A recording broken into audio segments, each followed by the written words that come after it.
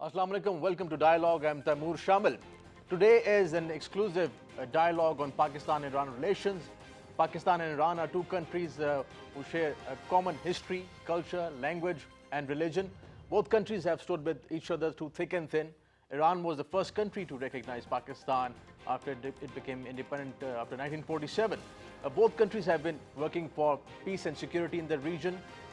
There have been ups and downs, but in the last 3 years, we have seen that the relations have been improving. There is a huge potential regarding trade and economy, and also a huge potential for people-to-people interaction. Today, we are going to have a dialogue, exclusive dialogue with Iran's ambassador to Pakistan, His Excellency, Mr. Mehdi Hunardost. Welcome to the show, Ambassador. Assalamu alaikum to you and all of our the viewers. And at the first, I should thanks to you that gave me this opportunity once again. I come here and talk about some important items regarding to the relation of the two countries and give some more information to the lovely people of the Pakistan. Pleasure. Starting my show, first of all, as I mentioned in my introduction, Pakistan and Iran are two countries, neighboring countries, and both countries have a history of common culture, religion, and culture. How do you see the relations of Pakistan and Iran, and so far, how would you evaluate that? As you mentioned, Iran and Pakistan, they have a lot of commonalities, and if you look around, you can find a lot of in commons. And if you go to the history, from the first day of the Pakistan history, Iran was the good partner and also supporter of our brothers here, and we looked at the Pakistan as a neighboring, Islamic neighboring, and important country, and also complementary in economy, and in common in values, in faith, in culture, and so close languages and literature, and also something that it is not easy that anybody can try to find two countries in the region and maybe in the world. You can find two countries as like Israel and Pakistan with these huge in commons. And so we believe that we have a lot of works for doing according to these views, and it is the inevitable right of the two lovely people of Iran and Pakistan, and they are deserved for the promotion of the relation in all of the aspects, and it is something that the burden of the matters is on the shoulders of the two governments, and also P2P relations, that inshallah that we can give the better and so clear future to the people. Certainly, and since we are talking about the people, people-to-people interaction is very important. Many people from Pakistan, they visit Iran for various reasons. They also visit Iran for religious tourism as well. So I can say that a lot of people in Pakistan, they know about Iran. How's the situation in Iran? Do people know about Pakistan, Pakistani culture? And do you think that we also have to increase this people-to-people interaction so that more people in Iran can know about Pakistan? At the first, I should give you some more information about it. I'm 30 years experience in foreign ministry, and also most of my diplomatic life served in the region. And if you ask me, one of the most important items that as an important problem that we have for more activity and more be active in this regard is the lack of information. And lack of information because right now there is no constant and good relation and interaction between two TVs, two medias. It is regrettable that the media in Pakistan and also in Iran, if they want to have something as a fact, they should go through some others resources. And so something that many times we talked about it with our brothers, that we should have more active for create a new channel for more be in touch of the two medias, more and more exchange of the information, because as I said, sometimes we received a lot of false news, and also sometimes the totally colored version of the facts. And who is responsible? 50% some third parties that they are not interested for better picture from one country to another one. And the 50% to us. It is the great responsibility of the two governments and the two relevant departments at both sides. For example, we haven't one news agency from Pakistan that is active in Iran. And so it is something that we request.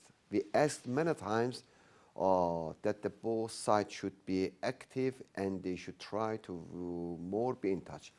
And regarding, if you go to the mindset of the public opinion in Iran to Pakistan, as I said, we believe that Iran and Pakistan, they have nothing for difference. And so with the great commonalities, but when you look to the future, you receive that we have a lot of works, a lot of ground for activities. But if you look to the ground and the problems and obstacles, you receive that unfortunately, we have some touchable, intangible impediments and obstacles that we should remove. One of them is that right now we haven't good interaction. As I said, as I mentioned, we haven't good interaction with the two news agencies of the two countries and also the two TVs. But as you mentioned about the third party, we're going to talk about those structural pressures, perhaps international pressures as well. But we also see that the regional alliances are also changing. And there is a huge potential in terms of trade between Pakistan and Iran. Now we see that Pakistan is collaborating with the other countries in the region, collaborating with China, Russia, Afghanistan, and Iran. First, talking about trade, how do you see the potential of trade between Pakistan and Iran? And where does it stand at the moment? 3 years back when I came here, our bilateral trade was $700 million. Right now, in spite of that, our two hands are totally tied because of the lack of the banking transaction. But we have right now 1.5 billion. And so if you look at it, in spite of that we have no banking transaction, how can we reach to this figure? It means that we have great potentials of trade and business. And the trade and business is the touchable and tangible side of the relation for the people. Right. Every day you can talk about some good story and good wording about the relation. Anybody in the world knows that we have very sound relation in politics and also in some other branches of the bilateral. But something that is important for the people is the trade. Let me give you some figures. It is regrettable when you look to our bilateral trade with our neighboring countries. At least one of them is 2 times more than the Pakistan. What's the meaning of that? Why with these huge potentials, more than 200 million population in Pakistan, something around 85 million population in Iran, and 2 complementary economy, and the 2 neighboring countries, 2 Islamic countries, 2 most important friend and brother in member of the OIC, and the very good looking to each other and smiling face to each other. Why our bilateral trade is 1.5? As a first step and the realistic point and view to the matter, the first step we can reach to 5 billion at least. Not only in the giant project, but also in the residual ones. We should activate all of them. We can list some most important projects that we should active. It can impact totally on the future of the business between two brotherly countries. But these limits, let's say, on trade is also because of the sanctions put by the United States and the countries on Iran.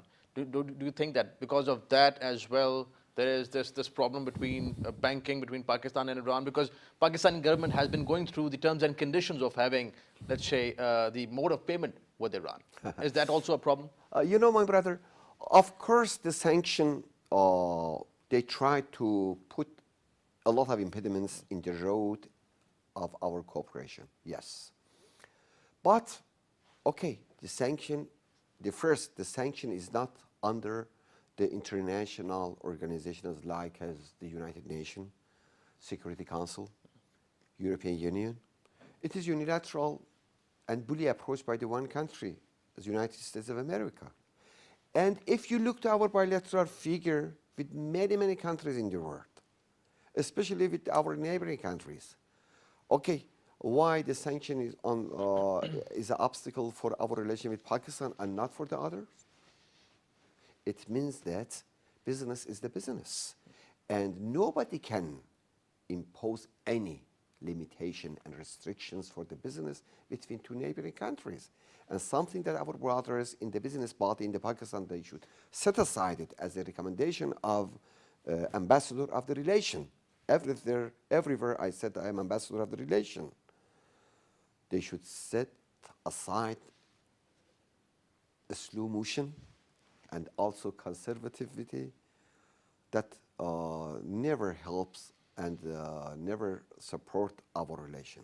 And so, according to the international law and regulation, and without any hesitation, we can create a new road of the hope of the increasing our bilateral trade according to the potentials that we have in two countries. So what is the core issue, let's say, when we talk about trade? My last question on trade. The core issue of, let's say, having a problem for having business with each other. What is the core issue? The first is the lack of banking transaction.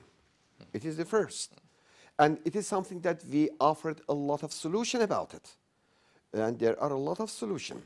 Right now we have multi-billions of bilateral trade with many countries. How can we do it? We can put the money in the basket? It's possible? No.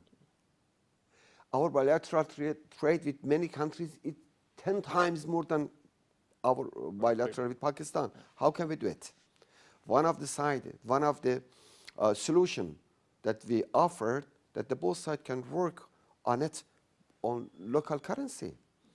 And so, as I said, we are working on the business and some items that they are necessary for the daily life of the two parts, and it is not any hesitation. There is no any ambiguities about it, and only they should be more active than other countries in the region that they have very good bilateral relation with Iran for the business. Talking about security, this has been a big concern for both countries, Pakistan and Iran. U.S. has been fighting United States' longest war, perhaps, in Afghanistan. And 17 years on, we see that Afghanistan is still unstable, and perhaps there are more terrorist organizations operating inside Afghanistan. And recently, Daesh has been a big threat. Pakistani Chief of Army Staff visited Iran, and Iranian Chief of Army Staff visited Pakistan a few months back last year. How do you see the cooperation of Pakistan and Iran in fighting a common enemy and common foe? Because Daesh is the new terrorist organization operating over there. And just on the borders, by the way. One of the most important item and aspect of our relation is something that you said. Both countries, Iran and Pakistan, they are victim of the heinous and despicable terror. Terrorism right now and extremism right now is one of the most important items that both countries and all of the countries in the region, they are engaged to this threat.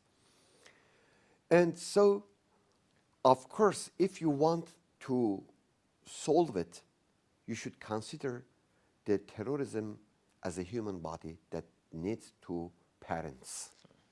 parents of the terrorism is the illiteracy and poverty. If you want to solve it, all of the countries in the region, they should try the best for coming together and work on these two items. If you work on trade and business, it means that you can create a lot of jobs. Two countries of Iran and Pakistan, they are two young countries. 65% of our population is under 35 years old, and exactly identically in Pakistan. These huge youngsters, it is something, the burden of the matter is in the shoulders of the two governments. They create jobs, they create a hope for the future of this huge number of the youngsters. And so if you promote the trade and business and through the creation of jobs, it means that nobody desire to go to the illegal groups. And so it is something important. And illiteracy. Illiteracy that I said. For example, you can consider that some takfirist groups, some terrorist groups, that they work on the innocent children, and somebody can claim that I'm right and the most of the people, they are false and they are wrong and they should go to hell. We are the Muslim. We are the Ummah of the Rasulullah, the Prophet of the peace and smile. How can we can imagine with the killing another one, we can go to the paradise? Okay, and so we come back to your question. The threat of Daesh, right? Security in the region is one of the greatest concern of the Iran and Pakistan, because the both are the victim of this matter. We lost at least 17,000 of our people in terror, and also the Pakistanis.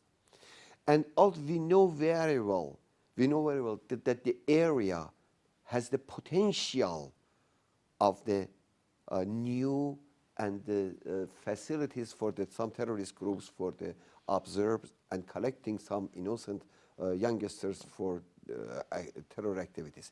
And so, for example, if you go to the Daesh, you believe me, and I'm sure that you know, that some countries that they built and they made this group. Of course, the heart of the terrorism in the world in some countries that they have financial support, because they need to logistic, to finance, and to logistic facilities. Okay, right now something that you mentioned, that Daesh is one of the important in immediate danger, that they are trying to be more, to have more presence in the region. And all of the countries in the region, especially Iran and Pakistan, that they are neighboring countries to Afghanistan, they know very well that the fire cannot be stopped in the neighbors. They come to your country. I ask you a question, exactly it is the answer to your question. How, in many years, we fight against Daesh in Syria? If we don't fight with Daesh right now, and if we didn't fight with Daesh last years, in recent years, in Daesh, be sure about it that they come further and further more to come to the area. And the area already has the potential because, as I said, illiteracy, poverty. And so, one of the most important items that the both countries can work on it is the peace and tranquility in Afghanistan through the central government. And in this regard, we can have a great potential. As no countries in the world, especially the foreigner players in the Afghanistan, they have no rights and they have no power as Iran and Pakistan, and they have no potential as Iran and Pakistan for peace and tranquility. And the two countries that really they want peace and tranquility in Afghanistan, they are these two countries. Why? Because they both, as I said, they have complementary economic. They both needs the calm and peace around their borders, for be more active for some important items and their responsibilities and their jobs, how much we should be engaged to the conflict and what is the result for our youngsters. I'm 60 years old. From my when I was 8 years, it means youngster, I was youngster, the crisis in Afghanistan started 41 years back.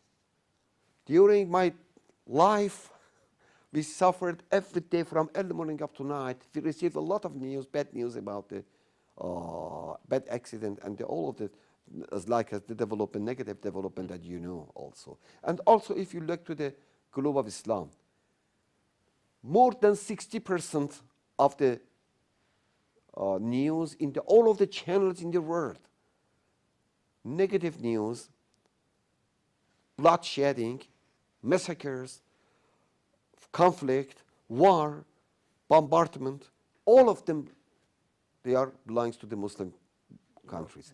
And so Iran and Pakistan as a two important and key and pivot member of the region.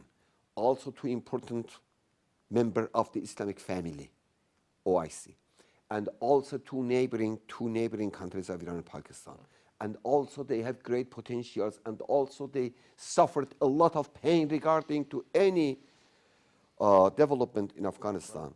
The both countries hosting a lot of peoples from Afghanistan. And so these two countries, hand to hand to each other, they can be more effective members and more important items for the granting and present and give the poor people and lovely people of Afghanistan as a beating heart of the region. We're going to continue our discussion on Afghanistan and also on Pakistan-Iran relations. Iran's ambassador to Pakistan, Ambassador Mehdi Hunardost, is here in the studios, and we are having an exclusive dialogue on Pakistan-Iran relations. The dynamics of the world politics and the regional cooperation are changing. Pakistan has embarked on a mega economic activity, China-Pakistan Economic Corridor. Pakistan is also working on Gwadar Port. Iran is working on Chabahar Port. We're also going to have a discussion on the potential of Gwadar Port and Chabahar Port, the trade potential, and how is Iran looking at the regional developments, because Pakistan, China, and Russia are collaborating on several fronts. How would Iran benefit from this happening and this development? After this break, stay with us.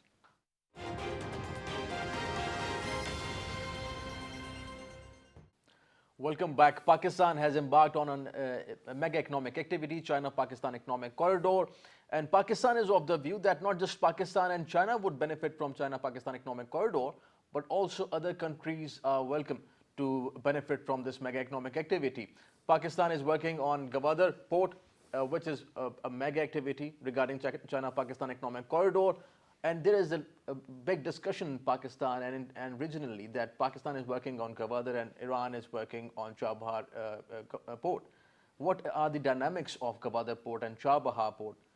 Mr. Ambassador, talking about Gwadar Port and Chabahar Port, how do you see? Do you think that these two ports are complementing each other, or do you see them as, perhaps some people say, as rivals? How do you see it? My brother, as I said in the first part of my talking with you, in spite of that we have no connectivity between two medias of the two countries, it gives the good ground to some third parties that they would like to flare up the animosity and between two brotherly countries. My brother, that was my professional course in university. I'm working on it in more than 20 years. And so it is definitely clear when our supreme leader, they said that all of the doors should be open for the Pakistan cooperation in all of the fields. How can somebody imagine that Iran tried to create one point of the conflict with our dearest neighboring country? There is this element that some people in Pakistan think that because perhaps Iran and India are working on Chabahar, and Pakistan is also concerned about India's role in Afghanistan. So Chabahar Port, in that sense, How do you see it? My brother, the Pakistani brothers and the peoples, they are more vigilant than they fit in the psycho war. It is totally psycho war. As I said, many countries, they are not interested for the more interaction between Iran and Pakistan. I give you one example. Anybody knows that Iran in 4 decades stand against America as a great imperialist. We suffered, we paid a lot of cost. It is wisely, you think that one country as Iran, with this huge cost of the stand against one bully approach country as the United States, and along with this, try to make one, to comes to not good term with our neighboring country. It is wisely never and never the first. The second, Iran for 4 decades was under the sanction. Chabahar is our window for cooperation through the free water. And so when Iranian principle, golden principle in politics, that we said the regional cooperation is the only way for overcoming to our regional problem. We believe that the regional disease needs regional treatment. And so Chabahar is the window of the cooperation and interaction with all of the countries in the region. India is our partner, is our traditional partner. During the hard time that nobody purchased from us oil, he continued. Of course, it is important for us, trade and business. And so something but definitely is clear that Iran never and never gave any opportunity to any countries for misusing against Pakistan. Chabahar and Gwadar, they have sisterhood relation. They have sisterhood MOU. And right now they have very good cooperation. And Iranian right now, they export electricity to that area. And also nowadays we are trying to have the shipment between 2 borders. And also the both are complementary to each other because from Gwadar they can come to Chabahar, and all of the transit facilities that we have, you can have access to the other part and all of the markets around Iran. Iran has 15 neighboring countries, and so these huge potential totally on the axis of the Pakistan. And so believe me, in any opportunity that try to have better relation between 2 countries, some noises come against for misuse and for misusing of this opportunity of the cooperation. And so Chabahar and Gwadar, they are complementary, and we have a lot of MOUs and memorandum of understanding for the cooperation, and inshallah in the future, very soon, you received a good news about the more cooperation between 2 important harbors. Iran-Pakistan border and the security over there has been of concern to Iran and Pakistan both. And few terrorist groups, perhaps, few individuals have been operating over there. Do you see that as an irritant between Pakistan and Iran? And what measures have been taken in that regard between Pakistan and Iran to address this issue of border security? As you know, we have very long border, more than 940 kilometers in land and some in the sea. In the history, the both sides look at this border as a border of the peace and friendship. And of course, the potential of the region already prepared for some terrorist groups that sometimes they try to flare up between animosity between two countries.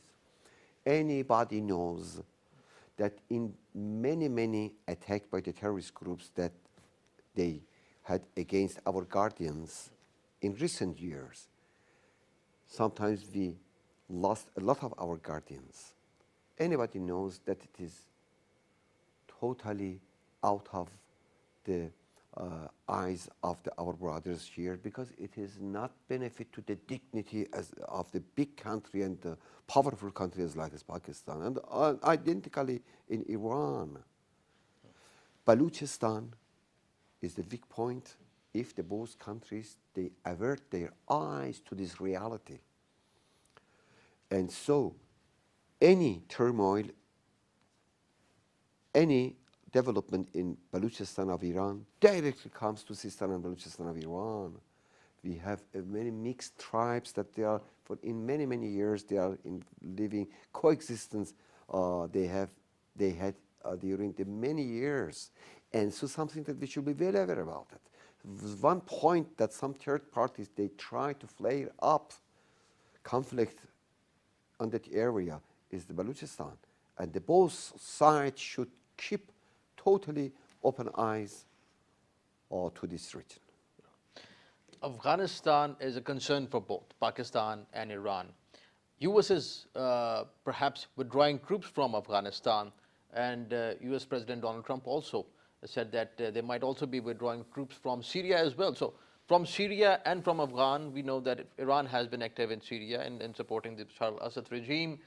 Withdrawing troops from Afghanistan, how do you see the future of Afghanistan then, if U.S. is withdrawing its troops from Afghanistan? Would it be of any concern for Iran? My brother, as I said, regional cooperation is the principal policy of Iran. We believe that under the regional cooperation, we never need to anybody, and we believe for any foreign presence in the region, especially military presence, it has a lot of consequences. You can look to all of the countries around in the region after the military presence of the same countries in there. What was the result? What was the result? If you receive something that is good, tangible good, and broad-based and comprehensive, no. You can look to some countries. And so we believe that the foreigners, they should go out from the region. And all of the region countries, they are self-efficient to come together. And something that they should be well aware about it, that, of course, the most part of this responsibility is on the shoulders of the big countries in the region, especially in the Islamic world, in the region, that they should not consciously or unconsciously, in the scenario by the Western countries, what? Iran phobia is the ridiculous, is the childish, is the foolish game. Who is the beneficiary under the Iran phobia? Right. Who? A lot of billion dollars from the pocket of the Muslim goes to the pocket of some foreigner countries. And what was the result of the conflicts in this area? For 8 years we engaged to war with Iraq. What was the result? More than 7 years conflict in Syria. And you can look at it. Who is the beneficiary? Our common enemies, they are sitting in the shadow and they are laughing to us. We are engaged to each other. And so they are in the safe. And we are engaged to each other with our bloods, with our waste, with our wealth, with our time, with our generation, with our blood. And who is responsible of this matter? And who can answer to this question, that how much we should be witness to the fire among and in our homes? And so the border of the Afghanistan with Pakistan, the border between Iran and Afghanistan, and Iran and Pakistan should be under the looking of the brotherhood and cooperation. And we have a lot of potential in this regard. And Iran, as I said, believe that no foreign country can continue their presence in Afghanistan. If that was possible up to now, the Soviet Union, former Soviet Union, should be there. If that was possible, the American, they stayed there, and also they continued. It means that the Afghani people, Afghani brave people, if you look at their mindset, they never accept a long-term presence of any country. Right. And so we believe that the Iran and Pakistan, they are so beneficiary for the peace and tranquility in Afghanistan. And so we said, welcome for any going out of the border. United States has called off the nuclear deal with Iran, and Pakistan stands with Iran on this issue of nuclear deal. This is a big sport from the Pakistani side. How is Iran looking at it, and how do you see what are the international pressures on Iran regarding this nuclear deal? You know, this is the great test for the world, for some big countries that invites all of the countries to the political dialogue as the only solution for any conflicts in the world. 5+1 agreement, JPCOA, it was the result of the more than 10 years negotiation by 6 countries. When one country decided for walk out, what's the meaning of that? It means that no countries in the world can trust for any political channel and dialogue for solving their problems. Okay, it is the first. And the second, it is the great loss to America, not to us. Of course, we suffered a lot of pain. Of course, the sanction is not so easy. Of course, we paid sometimes more and more for purchasing our needs. That is, we never said welcome to sanctions. But also we cannot accept the unilaterally and also bully approach by any countries, as the big countries, as the United States of America. Iranian people, after the revolution in last 4 decades, they set this ideology and this thought and this looking to the matter that we are ready to pay of the cost of our independence. And it means that it is a great test for America, because after 4 decades, Iran is more stronger than the first day. In spite of all of the pressure, all of the imposed war, all of the day by day, they put a lot of obstacles in the way of the people. And they put the pressure, everything that you can imagine. Everything that you can imagine in the international circles, international bodies, and they misuse everything against our people, our revolution, our values. But be sure about it. According to the facts, right now Iran is one of, in some branches of the industry, is one of the 10 best in the world. How can we do it? It means that we can never waiting for the mercy of the face. It means that when Iran right now is nanotechnology, biotechnology, turbine, missile, and many, many branches of the industries is one of the 10 best in the world. It means, okay, of course not so easy, but it was possible. And so right now we are so proud of it. And it is great test of the United States that how can they can respond to the people and the public opinion in the world. One by one they work out, not only the JCPOA, in some international agreement also. And who knows what will be the next. How do you see Pakistan's stance on this nuclear deal, and how do you see the future of Pakistan-Iran relations after this? Looking at the regional security and the trade and the potential that is there. I'm sure that the people, or the esteemed government of the Pakistan, as they said, they very clear stance regarding to the JCPOA, that we are stand along with the Iran as our cohesive partner and cohesive friend during the life, past history, and in the hard time life. And so I'm so optimistic about the future because, my brother, Iran and Pakistan, they have no choice but to come together. But to come together.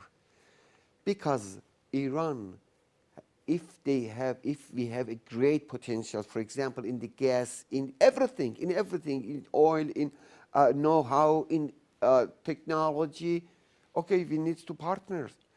Who better than Pakistan for us? And so with this great potential that we are ready to give to our brothers here, and this good market in the both sides as a complementary economy of the two countries, and also the Pakistanis, they can use these opportunities in Iran, these facilities that A to Z, they are open to Pakistan. And so the horizon of the future is so clear. It's so clear, and not only in the bilateral trade and business and relation, but also in international views and regional cooperation. We are so close to each other. And in this regard, I can say hello to future for the two countries.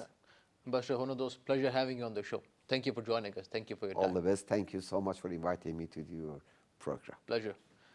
That's all from today's show on Pakistan-Iran relations. Today was our exclusive dialogue with Iran's ambassador to Pakistan, His Excellency Ambassador Mehdi Hunar Dost.